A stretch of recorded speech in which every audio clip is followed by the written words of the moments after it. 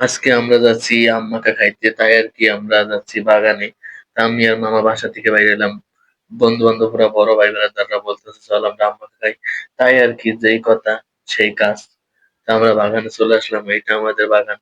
তাই দেখতে, দেখতে এদিকে আপনারা দেখতে পাচ্ছেন অলরেডি কতগুলা আম পাড়া হয়ে গেছে। তা আমি তো খুবই খুশি।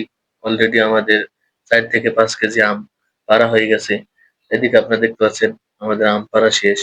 আমরা আমার বাগানের ভিতর ঢুকে আম কুড়াইতে যাইতেছি। এদিকে মামা বস্তার ভিতরে আম ভরতে আছে। তাই আপনারা দেখতে পাচ্ছেন দেখতে, দেখতে আমাদের আম পাড়া শেষ হয়ে গেল। এখন আমরা এখন আমাদের স্কুলে চলে আসলাম। আসলে আমাদের স্কুলটাই মোটামুটি ভালো জায়গা। তাই আরকি আমরা দূরে কোনো জায়গায় গেলাম না। হাতে আমাদের বেশি সময় নাই। দেখতে, দেখতে এদিকে আপনারা দেখতে পাচ্ছেন আমি আম কাটা শুরু করে দিয়েছি।